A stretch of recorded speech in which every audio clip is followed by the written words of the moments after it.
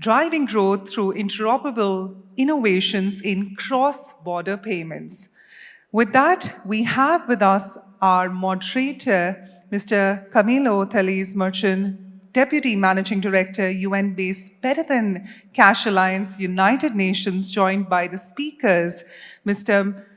Mehdi Manaa, Chief Executive Officer, Buna, Mr. Harsha Bhowmik, Director Fintech, Government of India, Mr. Angelo M. Duarte, Head of Department, Central Bank of Brazil, Mr. Owureku Asare, Head Group Digital Solutions, Ecobank, and Ms. Sonia Davidovic, Advisor, Bank for International Settlements. With that, let's give them a thunderous round of applause as we welcome all our speakers on the stage. Come on, ladies and gentlemen, it's all happening on the day 2 of the 5th edition of the Global Fintech Fest. Good morning, everyone. I'm Camilo Teles from the Better Than Cash Alliance at the United Nations. It's a pleasure to be here moderating this esteemed panel at today's event during Global Fintech Fest.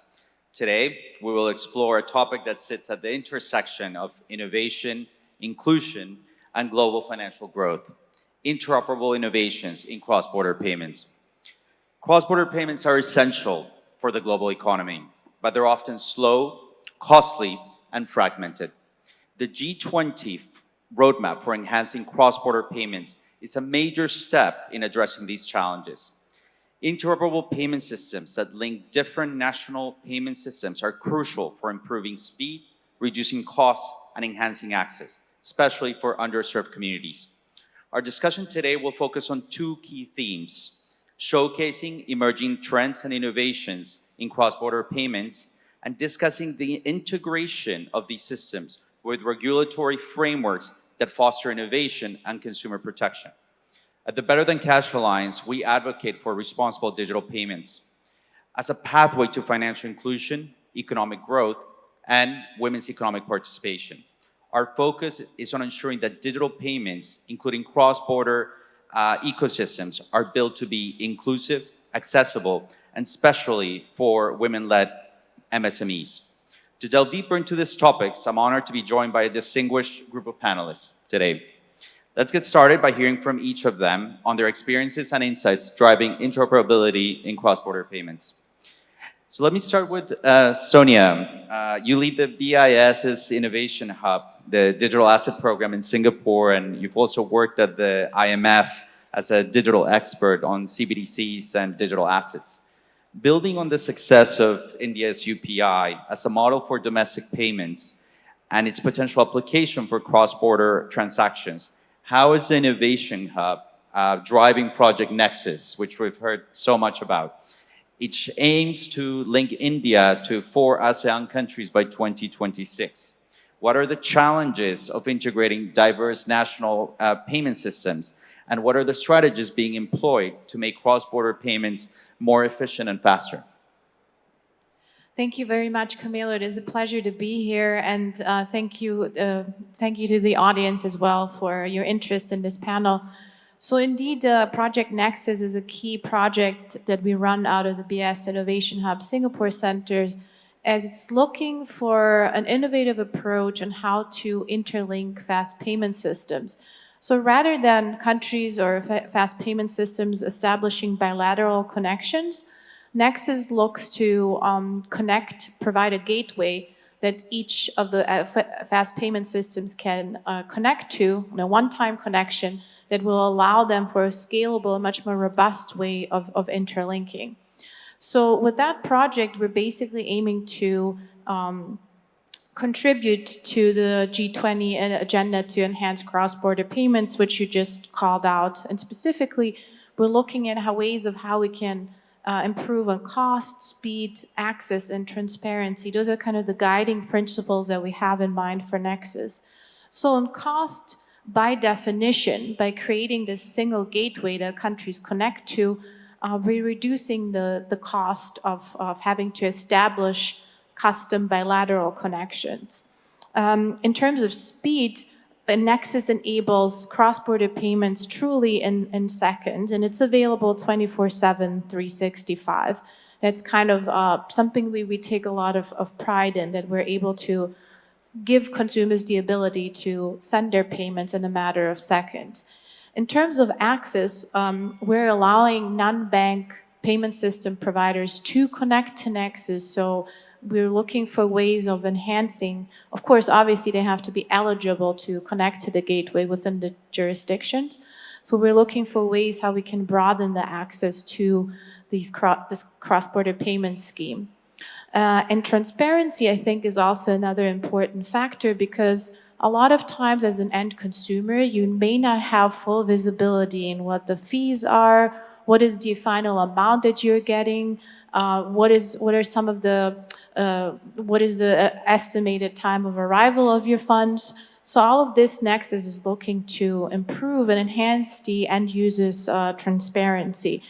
So with that, like we're really working with a willing group or coalition of central banks in the region, including India, but also Malaysia, Singapore, Philippines, and Thailand, to operational Nexus in the real world. So by 2026, we will have established this an entity that will basically run and operate Nexus in the real world. We're handing it over, or graduating the project into production, and hopefully many more countries will connect in this multilateral fashion, as opposed to building these bilateral linkages.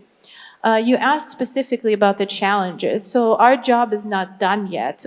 Even though Nexus will be graduating into production, we still have a lot more work to do in terms of how we carry out foreign exchange settlement, for instance. For Nexus at the moment, that role is still being played by the correspondent banking network. So we rely on the traditional avenues for FX settlement. But in the future, with projects such as Project Rialto, that is also run out of the Singapore Center together with our colleagues from the Eurosystem Center, we're looking at ways of how we can use wholesale CBDC at the back of Nexus to enable automatic FX conversion and settlement. So that's an area that we take very seriously and we need to make a lot more improvements on. Same goes for compliance with regulatory and policy measures.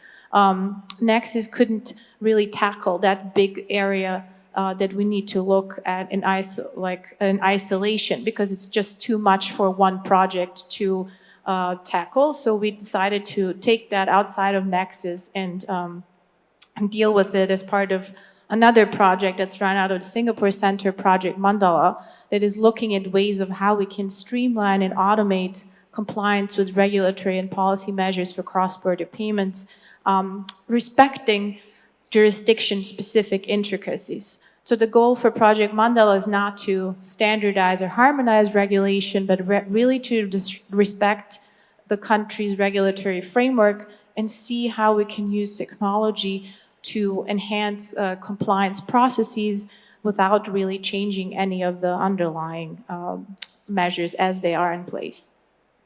Thank you very much, Sonia. It's really exciting to see, obviously, to hear all these different projects that are being run out of the BIS, and of course, highlighting the issues around transparency for end user, and more importantly, also the difficulty in managing foreign exchange settlement. I want to move to the Middle East, actually, and Mehdi, welcome. You have been the CEO of Buna for the past 4 years. Buna, for everyone, facilitates multi-currency payment settlements, and it's operated by the Arab Monetary Fund. Given your experience leading Buna, how do you see the scaling of cross-border payments across Arab countries, and how is the scaling promoting the digital financial inclusion agenda? Yeah, thank you very much, Camilo, and good morning to all of you. The Arab region has a very special position when it comes to cross-border payment, for both, actually, remittance and trades equally. When it comes to remittance, we have some of the most receiving countries that are very regularly in the top 10 or not far from that, within particular Egypt and Morocco being one of the top country in terms of receiving remittance. If you take it from the other side, on the sending part of remittances, there we have 4 countries which are regularly in the top 10 of the standing countries from the GCC with Saudi, UAE, Kuwait, and Qatar. For trades, it's the same. So especially if you cover petrol trading, so the in and out flows are very critical. And also with UAE becoming a hub for global trade, all these are relying on solutions for cross-border payment. And because of the consumption and the dependency on cross-border payment, the solution that actually exists in the Arab country has many cases very, very efficient. But the issue is elsewhere. The issue is not about existing of a particular efficient solution, but about the disparity that exists across the different channels and when it comes to differences from one country to another. So if you take, for example, the channel from the UAE to Egypt, so a major sending country to a major receiving countries, there you can have very efficient, very modern, very cost-effective solutions to transfer money from the UAE to Egypt. If you take other examples, so let's say UAE to Djibouti, to Somalia, to Yemen, or even to Tunisia and Algeria, the solutions that exist are very ineffective, very costly, and very time-consuming. So we are not speaking about seconds anymore, not even about days. We are speaking in certain cases about weeks, and a huge percentage that is deducted from the amount that is being transferred. So there it comes, the role of Buna and the objective of Buna. So to confirm that we are a public-led initiative, or more precisely, a central banking-led initiative. So we are not focusing on benefits. We are not looking for where the money is and servicing only the most promising corridors. We are rather looking for the problem. Where is the problem to solve? Where are the inefficiencies? So the good solution that I refer to for the mainstream channels, we aim at generalizing them. So we serve all countries, all corridors in a very equal way, with the same type of arrangement, with the same speed, and also with the same very effective cost. So yes, there are challenges. There are challenges because when we aim at deriving this value, it means that we are aiming actually at creating a cross-border community. And because this is important when it comes to delivering cross-border solution, harmonization is key, and alignment of the different actors is key. And if we speak about harmonization and alignment of different type of actors across different countries, it's about building a community. And this is challenging. It takes time. Yes, we need to have a lot of triggers and a lot of components, a lot of discussion with public and private sectors, because it comes very often to the collaboration between the two.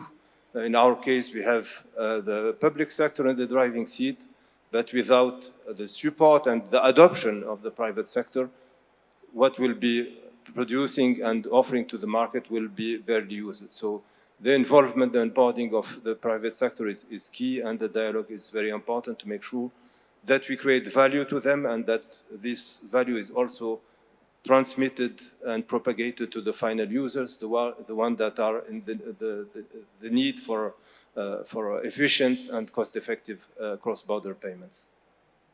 Thank you very much, Mehdi. And of course, as you mentioned, the role of the private sector is key in this collaboration. And we have Owureku here from Ecobank, which is one of the largest banks in Africa. And as group head for digital solutions, you've spearheaded the digital transformation and mobile money partnerships across the continent.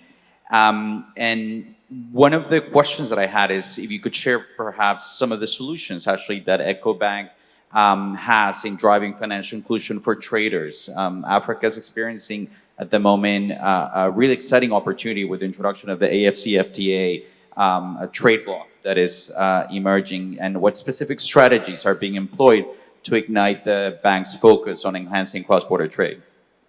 Thank you, Camilo, and good morning to you all. We identified a problem in Africa because if you look at the markets that we operate in, we have close to 1.3 billion population with a cumulative GDP of $3.4 trillion. And if you look at the if you look at the recent numbers, the total trade volume, you're looking at 1.7 trillion within Africa, but total volume across globally for trade. But within Africa, we have close to 190 billion. So clearly you see a gap there. And when we do the drill down, you realize that what is the main challenge is how payments are actually done to facilitate the movement of goods and services. So for Ecobank, the problem that we identified, and this was identified quite some time back, like a decade ago. So what we did is to develop a payment we call the Africa Rapid Transfer, to allow all our payment solutions to be able to pay to any of all our countries, 33 countries operating in Africa. So what it means is that somebody in Uganda can actually send Ugandan shillings to an account in Nigeria, in Naira. And the settlement is done in this, transactions are actually incorporated on our platform. What we've actually done, in addition to sending these payments between Ecobank accounts, is to leverage on instant payment infrastructure in specific countries. So again, a Rwandan account holder can actually transfer funds, Rwandan franc, to an account in Zenith, Nigeria, or even further still, a mobile money wallet in Accra, Ghana. So what we've done is to open up the payment capabilities within Africa to allow payment of goods and services to be done seamlessly. Across the continent, we also realized that the informal sector could be missing out. And today, we see a lot of trade transactions, maybe from Nigeria all the way to Cote d'Ivoire. And all these could actually be done with cash, from border to the other border, just converting the different currencies and handing over cash across to the suppliers. So what we've done is to enable these specific citizens to actually open an account using a national issued ID card to be able to have those accounts and then fund them. So the trader does not necessarily have to move from its store or their store to the other supplier across the border to be able to make payments. So you can actually be in your shop and then send the funds across to your supplier across the border, and then probably allow your agent to go and pick their goods from the receiving country for you to use in the market that you're operating. Thank you very much, Owureku, and it's fascinating to see the opportunity here, and with the implementation of AFCFTA, great opportunities for really ramping up some of these cross-border remittance corridors. I want to then now move to the Americas. Angelo Duarte from the Central Bank of Brazil, you lead the Competition and Financial Market Structure Department, and you've been part of the team that has made Pix a household name. Pix is the most successful payments platform in Latin America with 120 million users, I believe. You know, Pix has transformed instant payments in Brazil, and how did the central bank manage to achieve interoperability with Pix? And what lessons can be drawn from this experience from other countries in the region to implement or enhance their own payments infrastructure? Good morning. I'd like to thank the Better Than Cash Alliance for the invitation to be here in India discussing innovation and technology, such very interesting things. In fact, when we start to design Pix, we think of a very open system. We try to pursue competition in the payment ecosystem, which used to be very concentrated in the 5 large banks, in the business side, in the individual side, or even these banks used to control the payments infrastructure. And so one of objective that we think when putting in place PICs was to spur competition and innovation. And so we designed a very open system that regardless the size of the participant of the business case, they can connect to PICs. As of today, we have more than 800 participants. Most of them are licensed institutions, but we have around 6 to 7 non-licensed institutions, and we still. We even allow for non-licensed institutions to participate of PICs. And so I used to pick up 3 or 4, let's say, key success factors of PICs. As of today, we have around 5 billion transactions a month. The first one is, I think it's the most controversial one, is the role of the central bank. The central bank is the public sector body, is also the regulator of the payment, the retail payments. And so you have someone who regulates our other schemes such as cards, and also provides an alternative scheme. But considering taking the experience of Brazil and Ninja, we see that there is a positive correlation between a more active participation of the public body, not exactly the central bank, but it could be also other public body, and the success of the project. This is, I think, one important point. In the case of Brazil, the central bank provides the settlement platform, which is operated by the central bank, and also sets the rule book of the PICs. But all the relationship, the service is provided by the private sector. There is no relationship between the users and the central bank. Okay.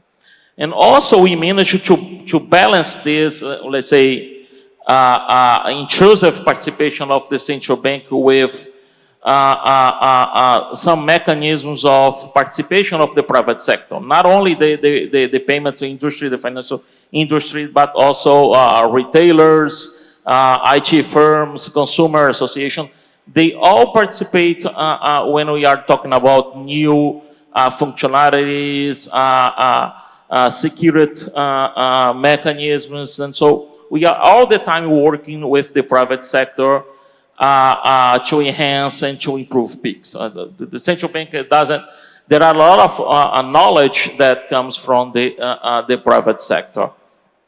I think the other point that I would emphasize is the communication strategy that you mentioned. PICs today is not only a brand, but also it's a common noun, okay? Or a verb. I will send you a PICs, I will PICs you, and so on. The central bank used not to have the budget for communication, to advertise in TV and so on, but we take advantage a lot of these digital influencers in technology and in personal finance and so on. That they, let's say, in the last months before the PICs launch in November 2020, we have all these influencers talking about PICs and, let's say, making some interviews with the staff of the central bank, and let's say, I'll say, bringing all the information needed to the public. We also, one thing that's also controversial, it's the mandatory participation of large PSP. It's a way to produce the network effects since the beginning. And so all the large PSPs participation is mandatory. If any licensed institution with more than 500,000 clients, but this is, if their participation was not mandatory, you're gonna have the fragmentation of systems that, as you have in China, as the problem, a similar problem is being faced in Argentina.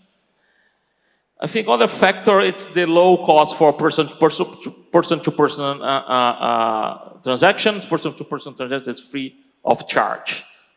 Basically, this is other reason that since the first months after the launch, we'll have millions of people using PIX.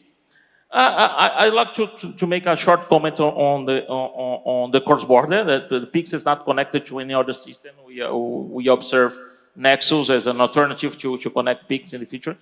PIX is mostly for domestic transactions, but we see our PIX also facilitating cross-border in two ways. The first one is that we have some business case that a store in other country abroad or a hotel abroad, they take the services of Brazilian company that receives the domestic payments, and so you are a Brazilian outside Brazil, traveling outside Brazil, then you make a PIX to the intermediary, it's a domestic payments, and then in the end of the day or once a week, this intermediary make a remittance to the store, to the merchant abroad. This is one case. The second case that you see is that all these closed loop systems and they use PIX for the first mile and the last mile. If you want to make a remittance, 90% of the cases, you make a PIX transaction to send money to the platform, and then the platform make the cross-border, and in the case of your receiving remittance, it's the same. Thank you. Thank you very much, Angelo. And fascinating to see how these emerging use cases, right, for cross-border are starting to pop up, even though, as you mentioned, PIX at the moment is mostly focused domestically. You know, there's colleagues here from the Latin American region, so maybe this is the beginning of a conversation, right, of how to interconnect faster payment systems in the region. I want to go back to Sonia. You know, we mentioned, interoperability as it expands the challenges that emerge. And of course, as we know, cybersecurity, data privacy is one of the biggest challenges that I think we're all facing at the moment when we talk about payment systems.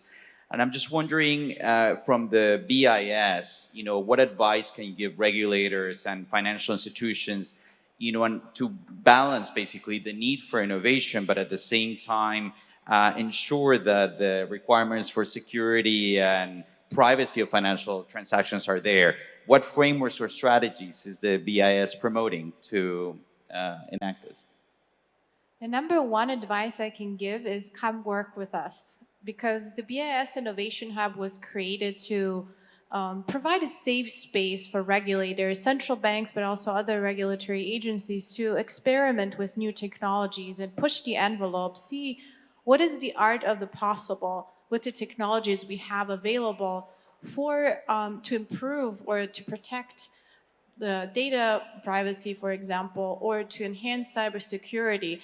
So we're taking our job very seriously in that we're pushing the more traditional way of thinking, and some of the governors have called that out, and that central banks' business model might need to change.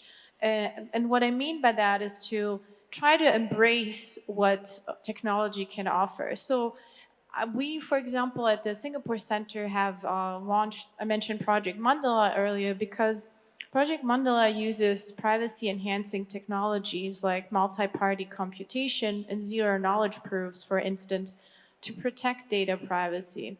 Because what we've realized quickly was that there are sensitive, commercially sensitive data, like private sanctions lists, for instance, that commercial banks hold, that they do not want to necessarily expose to a third party or an intermediary that does a sanction screening for them.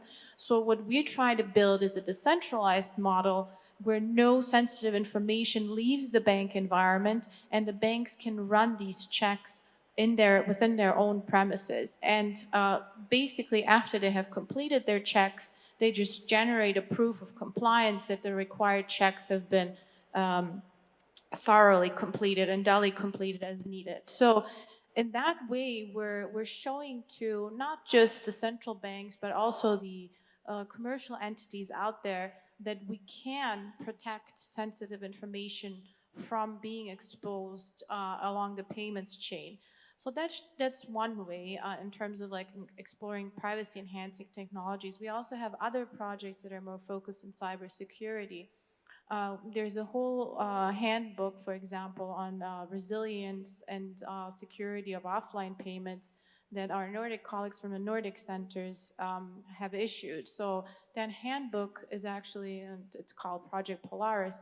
Handbook has very tangible and useful information that regulators could draw upon to see like what strategies they need to look at when trying to build like a resilient and secure system. And that is not just for CBDC. Truly and frankly, any payment needs to have that resilience in place and secure connection. So I encourage everyone to check out that handbook as well.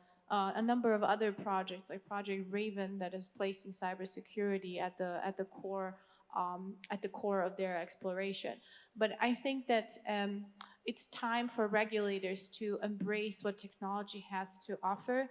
We cannot afford as a public sector to lean back and just see what's happening. We really need to become more active and contribute to these projects so that we can build capacity, we can build out that knowledge base so that we know how we can use these technologies to our advantage and frankly support some of the central bank functions. It's not only about cybersecurity or data privacy, it's also about how do I improve my supervisory or monitoring function using technology, the whole realm of subtech and regtech. So please do get in touch with us. We can potentially offer insights into what some of these projects can offer in terms of technological solutions. Thank you. Yeah, there's some really, really exciting innovations that are happening in subtech that I actually saw yesterday here at the event. And perhaps, Owureku, you brought up this really important topic around public-private collaboration. And how can financial institutions, governments, fintech companies collaborate and in a way collaborate to compete, right? To drive innovation in cross-border payments while ensuring inclusivity. I mean, there's a lot to share for everybody to have their own portion. So it's important that we need to start from that baseline. And I think a lot of the times in a lot of these countries, we want to wait for the government or the central bank to lead. But the private sector actually need to come together, have a conversation among themselves and say, for the banks, for mobile money operators, even for the fintechs, how can we let this work? If we have that alignment, it makes it much easier for the central bank to come in. And we've had situations where the central bank also facilitated. But if the industry players are already have that position of let's collaborate to be able to let this work, it makes it much, much easier. I mean, if you use the Ecobank example, 10 years ago, interoperability was not a big thing. But we thought that, look, for us to be able to facilitate payments within the 33 countries that we operate in, yes, we have our own platform, our own rails that can allow our customers to transact instantly amongst themselves across border. But for us to be able to expand the scope, we need to engage the fintech, we need to engage other banks to be able to let this work. So in setting that tone, it actually made it easier for the central bank actually to also accommodate it and say, look, guys, let's let this work, because we already have that fundamental infrastructure to allow this to run on top of it. So it's really imperative that the stakeholders in terms of the key players, the banks, the fintechs, and then other entities need to come together and say that, yes, we want to do this, and then the central bank can facilitate it. Thank you very much. I think it's an excellent point. Mehdi, did you want to add to that? Yeah. Actually, I wanted to bounce on what Sonia mentioned, because she touched a very important point for cross-border payment beyond information security and data privacy, which is compliance. And compliance is critical and it's very challenging cross-border. So we very often speak about the cost of compliance, but the real cost is in the non-compliance rather than compliance, especially when it comes to remittance, because weak compliance triggers behavior that we have seen in terms of de-risking, and that has an implication on how certain countries and certain corridors are being served. So if countries or jurisdictions are perceived as weak or not strong enough for compliance, the implication on financial inclusion and how the country is benefiting from incoming flows of money will be immediate. So this is indeed very difficult to achieve. The approach that we took in Buna, it's similar to what Sonia mentioned, is a centralization. So it's important to have a single centralized point of trust. Otherwise, the landscape will be very, very difficult to manage and very difficult to interact with other stakeholders to bring them in the system, including when it comes to currency. So in Buna, we have not only the Arab currency, we have also two main international currency with the euro and the dollar. The inclusion of these two would have not been possible if we did not provide, again, a unanimous, centralized, coherent answer to the question of compliance to the different stakeholders with which we are in dialogue. Thank you very much. And Angelo, I wanted to touch upon the topic around MSMEs because, as we know, actually, MSMEs is one of the key segments, right, that we're trying to reach out, with the scale up of faster payments. I'm just wondering, in your experience with the Central Bank of Brazil, how can the design of faster payments systems be done in a way to improve actually the needs of SMEs, right, to address their needs and especially for underserved segments, women or other underserved groups? Okay, that's very usual question. Is what is the impact of PIX in the inclusion, mostly, and the impact for SMEs? I think for the individuals, the large impact of PIC was not necessarily in having more people holding a bank account. Okay, we usually should have, even before the PICs, used to have a high level of bancarization in Brazil compared to other countries in Latin America. But the fact is that people used to hold an account just to receive their benefits, social benefits, their wages, but then used to go to a bank branch in person or to an ATM and withdraw the whole balances and use cash to make the day-to-day payments. With PIX, what changed with PIX, besides the more people holding an account, around 10% more of the adult population holding an account with PIX, but also that we see that people is not any longer using cash. They just leave their balances on the bank, on their account, and use PIX to make their payments. And in the sense, among low-income families in Brazil, all the benefits are paid for the women, okay? Preferably. And then 80% of social benefits are received by women. And so we suspect that there is an asymmetric impact of PIX towards women compared to men, because they are the ones that used to go to sometimes to go to another city when they live in a small village that doesn't have any bank branch to pick up the money and to manage the financial needs of the family. And for the SMEs, what we have in Latin America, many countries in Latin America, including Brazil, is that small entrepreneurs using their personal accounts as business accounts. And so it's not easy to measure to differentiate person-to-person transaction from person-to-business transaction when the business is a small entrepreneur. But we pick up the transaction level data in 2023, and we notice that when we include the small entrepreneurs, people who register themselves in the tax authority as small entrepreneurs, in the social security system as small entrepreneurs, as payees of the transactions, and also when we pick transactions received by person who receives more than 30 transactions a month. Because if you receive more than 30 payments by Pix a month, that you're basically using Pix by business. Then all these cases accounts for 1/2 or 1/4 of Pix transactions. And so we have a huge impact on how small entrepreneurs are managing their financial lives with Pix.